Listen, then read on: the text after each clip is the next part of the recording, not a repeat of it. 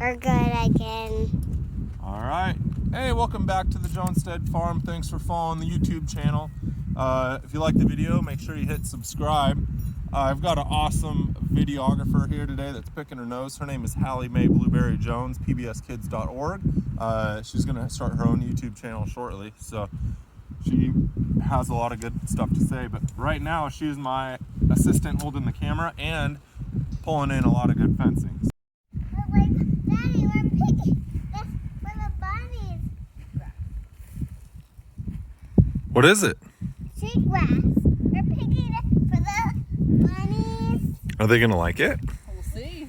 Yeah. And we're good. Are you sure you're pulling it the right way? Yeah. Tell me how you're pulling it. I told her to grab all the way at the bottom at the dirt and pull. Are you getting the roots? Let me see them roots. Yeah? So that way it doesn't grow back, right?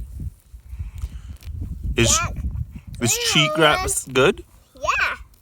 They're good for the bunnies. Mm-hmm. Is it good to have on our property? No. No.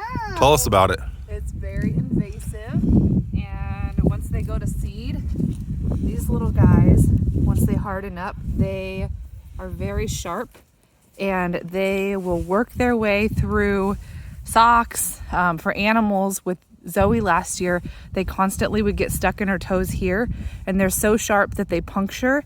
And there's so many animals that have to go in every year in this area to have cheatgrass seeds surgically removed from their feet.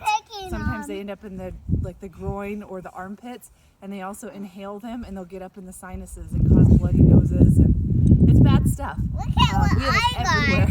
And some weed. you do. That's a lot of roots. Cheatgrass is one of the things that grows when you have completely We're picking depleted a soil. lot.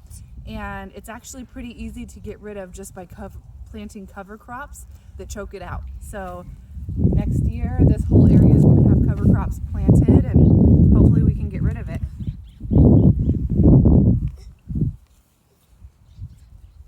I hope the bunnies chicken. So this is kind of what it looks like when I'm stretching the fencing out. It's about 80 feet to that pole. And so I enroll it on the ground. I get the far post set. And then I come down here to this end where I have my roll, which is right here. And I kind of threw it around the post, kind of catches it. And now I'm using a ratchet strap in the center, motorcycle straps on the top, motorcycle strap on the bottom. And then I pull tension and I kind of wiggle the fence line to get it to go around these nubs, if you will, on these T-posts. So the nubs, like the fencing will catch on it. So right now you can see the fence is like leaning away. So I kind of give it a little wiggle. And then I come back down here and I pull tension. And it usually can get an inch or two. So let me see if I can pull it.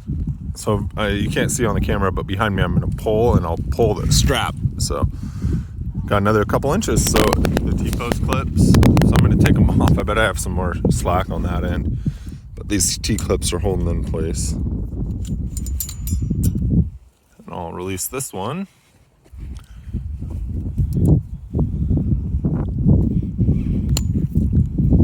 So yeah, that's kind of how you do it.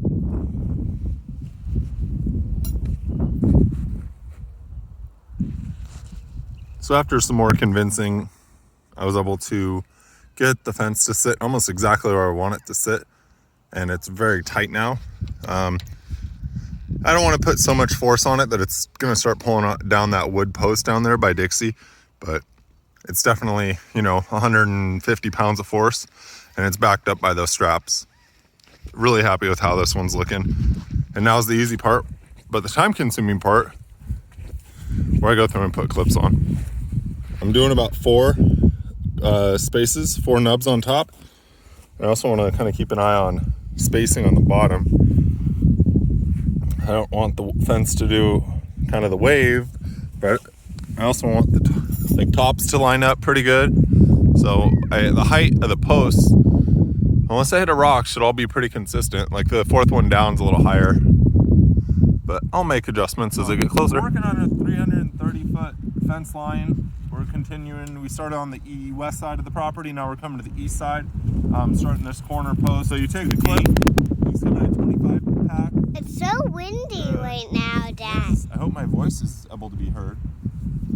2 post clips. I'm doing it every 6 inches. They recommend every 4 per T-post. Hey, Daddy. Yeah, what do you want to tell the YouTube followers? So that's Daddy. And those are where our neighbors live. That's our friends. That's Dad. That's Dixie. Dixie doing anything? Dixie's looking at Yeah, it. she's definitely photogenic. Do you know what that means? No. Whenever the camera's on her, she looks good. I know, Dad. Are you photogenic? Yep. Yep. Am I? Yep. And we're working there. And that's our pile. And that's where I always go to play. And we're back to the Jonested farm. Bye.